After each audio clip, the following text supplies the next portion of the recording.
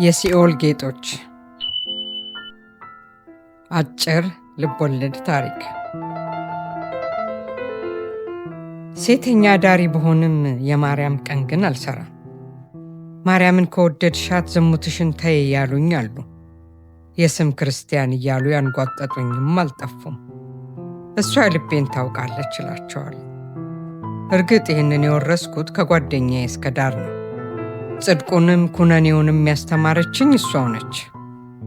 ሀብዬ መጀመሪያ ጊዜ ቤተክርስቲያንን ያወቅኩት ቡና ቤትም የገባሁትም በእሷው ነው። እስከ ዳር የልጅነት ጓደኛዬ ነች። ቁንጅናዋ ላይ ቁመናዋ ላይ ደግሞ ምላሷ ተጨምሮ ወንድ ሁሉ የሚያራብድላት ነበረች። አንድ ቀን አዳር ሙሉ ሸቅላ ከጠፋች ወዲህ አይቻት አላውቅም። አንዳንዴ የት ሄዳ ይሆን? ሙታ ይሆን? ሀገር ቀይራ ይሆን እያልኩ በሌሊት ቤተክርስቲያን ስሄድ አሰላስላለሁ። በሌሊት መሄዱን የሚያስተማረችኝ ሳይቀር እሷ ነች። ዛሬ ማርያም ስለሆነች ምዕመናን ለቅዳሴ ሳይወጡ ወፎች ሳይጮሁ ገና የማርያም ገዳም ደወል ኪል እንዳለች ከቤት ወጣሁ። በቀን የማልሄደው ሰዎች እንዳይሰድቡኝ አይደለም፣ በሌሊት ከመቤቴ ጋር ማውራት ስለምወድ እንጂ። እንደ ልጅነቴ ባልሆንም ሰባራ በሆንም ነውረኝነቴ ስሜ ቢሆነኝም ደጇ ሳርፍ ግን ደስ ይለኛል። እሷም አንቺ ዘማ ብላ አባራኝ አታውቁ። ከማሆይ መዓዛ የወይራ ጢስ ጋር በየወሩ ደጇን ከፍታ ትጠብቀኛለች። ከማርያም ጋር ስለማሆይ መዓዛ ሳስብ ደግሞ መንፈሴ እርግት ይላል። እማሆይ መዓዛን ስማቸውን እንጂ ፊታቸውን አይቼ አላውቅም። ከዓመታት በፊት የማርያም ገዳም ውስጥ ዓለም በቃኝ ብለው የተሰወሩ ናቸው ይባላል። ከአበምኔቱ በቀር ሰሞንተኛ ዲያቆናት እንኳን አያውቋቸውም። እማሆይ መዓዛ የተባሉትም ሌሊት ከቤታቸው የሚወጣው የወይራ ጢስ ሽታ ገዳሟን ከቧት ስለሚያድር ነው።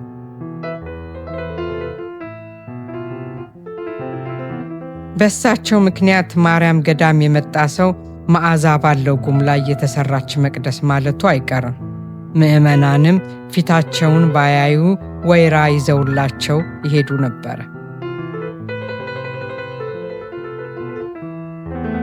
እኔም ዛሬ ወግ ደርሶኝ ለማሆይ መዓዛ ወይራ ይዤ በሌሊት ለመጀመሪያ ጊዜ በራፋቸው ላይ ተገኘው። ከማሆይ መዓዛ ቤት የሚወጣው ብርሃን ጨለማውን ሰንጥቆ የብርሃን ድልድይ ሰርቷል። ከካህናት የዜማ ድምፅ በቀር ግቢው በጸጥታ ተውጧል።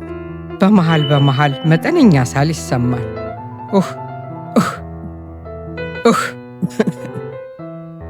ከማሆይ መዓዛ ቤት መሆኑን ሳውቅ ደስ አለኝ፣ ደግሞም ፈራሁ። እንደኔ ያለች ነውራም እንዲህ ያሉ እናት በርጋ መቆሜ አስፈራኝ።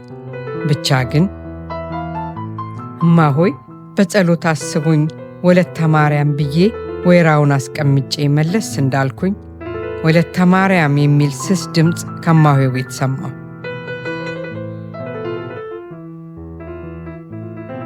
ለሰኮንዳት አእምሮዬ ስልብ ብሎ ሲመለስ ድንግጥ ስል ታወቀኝ። በዚያ ጨለማ ያውም ከማሆይ መዓዛ ቤት ድምፅ መስማት ተአምር ነው።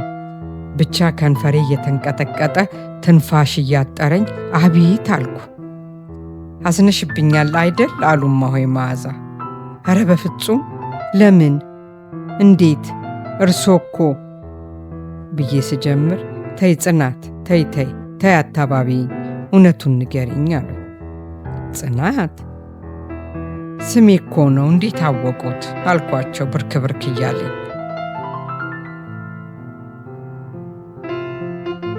ይሄኔ ለዓመታት ተቆልፎ የነበረው ቤት ተከፍቶ ነጭ ጢስ እንደ ጎም እየተተለተለ ሲወጣ አየሁ። ከብርሃኑ ጋር ተቀላቅሎ የሆነ የሚጨንቅ ድባብ አለው። በዐይኔ ሰው ብፈልግም ምንም አይታየኝም። እኔ ነኝ ጽናት፣ እኔ ነኝ። እኔ እስከ ዳር በቆምኩበት መሬት ላይ እየተሳበ የሚመጣ ሰው አይቼ ወደ ኋላዬ እያፈገፈኩ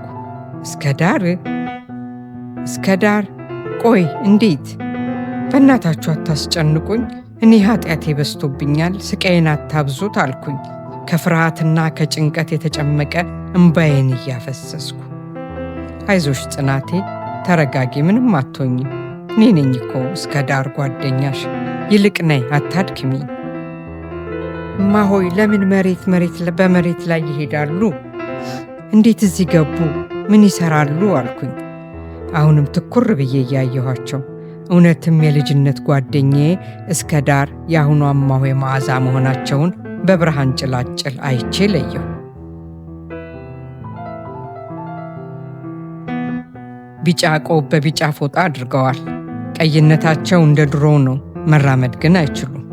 አሁንም እየተንፏቀቁ ወደ በዓታቸው ተመልሰው በራቸው ላይ እንደተቀመጡ ታሪካቸውን ያወሩኝ ጀመር። ልክ የዛሬ 6 ዓመት ነው። ቡና ቤት ብዙ ብር ሰርቼ ተዳርቼ ስወጣ ነበር ወጓ ይቅርብኝ ብዬ እዚህ ገዳም ልሳለም የመጣሁት። ግን አልሆነም። ሳልደርስ ወንበዴዎች ይዘውኝ ሌሊቱን የሰራሁትን ቀምተው ደፍረውኝ ወንዝ ውስጥ ጥለውኝ ጠፉ። ስነቃ አንድ ትልቅ ሽማግሌ ጋር ተገናኘሁ። ያለሁት ደግሞ ማርያም ገዳም ነበረ። እግሬ መራመድ ያቆመው ያኔው ነው። ለመነሳት ስሞክር ተቆጡ። ለካ የማርያም ገዳም ጥበቃ ናቸው። እዚሁ ቁጭ በይ፣ ስራሽን አውቀዋለሁ። ሌሊት ስትመላለሽ አይሻለሁ። መቼስ ለሷ ያለሽ ፍቅር እንጂ መሞቻሽ ዛሬ ነበረ። ለማንም ሳትናገሪ እዚህ ቆይና ከከበደሽ ትወጫለሽ ብለው ጋቢያቸውን ጥለውልኝ ሄዱ። በነጋታው ከአበምኔቱ ጋር አስተዋውቀውኝ ሁለቱ ተባብረው ከህመሜ አዳኑኝ። እኔ ግን ስጋዬ ድና ነፍሴ ታሳስበኝ ገባች። በየቀኑ እየመጡ ያስተማሩኝ ከቤቷ እንዳልወጣ ጭራሽ እንድዘጋ አደረገኝ እና ይሄው እስካሁን አለሁ። ጽናቴ፣ ያጠፋሁሽ እኔ ነኝ። ጓደኝነት አብሮ ሞቶ አብሮ በንስሐ መነሳት አደል? ትላንት የሲኦል ጌጦች ነበረ። አሁን ደግሞ በቀረችን ዕድሜ የክርስቶስ ሙሽሮች እንሁን። ስላዛኝቷ ብለሽ ተመለሺ። ስለመብርሃን ሁሉም ተይ። በእኔ ጠፍተሽ በማርያም መንገድ ተመለሺ እባክሽን። እማሆይ እየተንፏቀቁ እግሬ ስር ሊወድቁ ሲመጡ ፍንጥር ብዬ ተነሳሁ። ከቅድም ጀምሮ ማልቀሴን አላቆምኩም። ታሪካቸውን ስሰማ ደግሞ ጭራሽ ብሶብኝ ሲቃ ጉሮሮዬን እያደናቀፋት። እዛ ርኩሰት ቦታ ተመልሼ አልሄድም። ባሳደገችኝ በማርያም እምላለሁ። አንድ ቀን ልቤ አርፎ እንደርሶ ለመሆን ያብቃኝ ብዬ ተንበርክኬ ጉልበታቸውን ሳምኩት።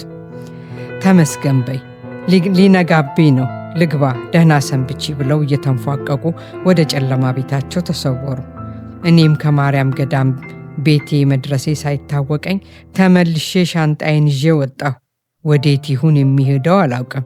ብቻ ወደ መራኝ ገዳም፣ ብቻ ወደ እረፍቴ፣ ብቻ ወደ ሰላሜ። እልፍ ትላንትናችንን ለመተው ከእግዚአብሔር ጋር አንዲት ዛሬ ትበቃለች። እልፍ ትላንትናችንን ለመተው ከእግዚአብሔር ጋር አንዲት ዛሬ ትበቃለች። ከፌስቡክ ማህደር ከቻቻ ገጽ የተገኘ። አመሰግናለሁ።